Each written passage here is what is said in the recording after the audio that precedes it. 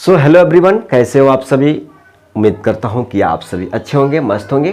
तो आज के इस 5 मिनट के वीडियो में बात करने वाले हैं एक ऐसे क्लास 10th ट्रिग्नोमेट्री का क्वेश्चन जो कि इस टाइप के क्वेश्चन आपके बोर्ड एग्जाम में एक रहता ही है। ठीक है, चाहे 1 नंबर का हो, चाहे 2 नंबर का हो, चाहे 3 नंबर का हो, लेकिन एक क्वेश्चन ऐसा इस टाइप का रहता है।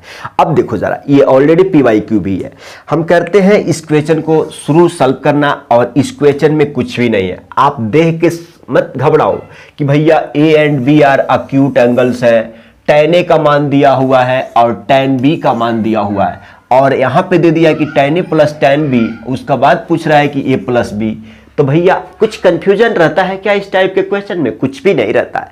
सबसे पहला काम है कि यहां से देखो, इस पे तो ध्यान ही नहीं लगाना है। एक्यूट का मतलब कि 90 डिग्री से छोटा। क्लियर है?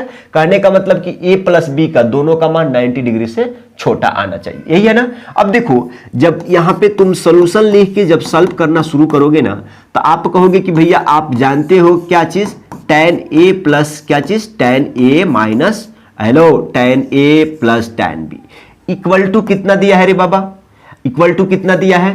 तो आप कहोगे कि भाई साहब tan A प्लस क्या चीज, tan B। ठीक है, बट्टे 1 माइनस क्या चीज, 1 माइनस क्या चीज, tan A into tan B। क्या हम इसको ऐसे लिख सकते हैं? क्या इसको ऐसे लिख देंगे और इसके बदले हम कर दें कि भाई साहब ये tan A प्लस B इसको लिख दें?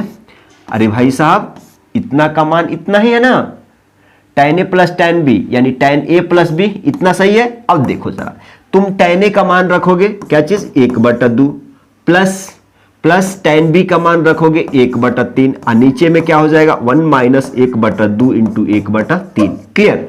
अब यहां से तुम सॉल्व करना जानते हो, इसको तो ढोते रहो कि भाई साहब tan A प्लस B इतना होता है। क्लियर?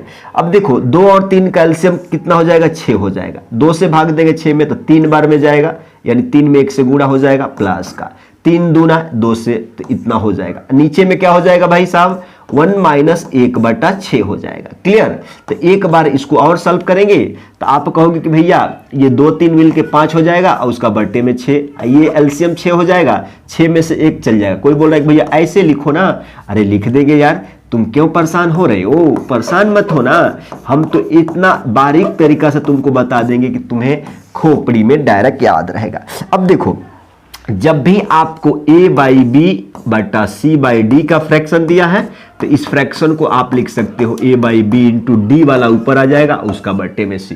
ठीक है, कुछ ऐसे ही यहां पे दिया हुआ है, तो आप लिखेंगे कि भाई साहब कि tan A प्लस B बराबर हो जाएगा कितना, 5/6 इंटू, देखो नीचे वाला 6 ऊपर आ जाएगा, अब बट्टे में 6 में से 1 चल जाएगा, कितना हो जाएगा, 5 हो जाएगा। 6 ऊपर है, नीचे है, कट जाएगा, 5 ऊपर नीचे है, कट जाएगा। इतना का मान बच गया, कितना, 1 बच गया। और ये वाला वैल्यूज कितना है, इतना ही है कि tan A प्लस क्या चीज B।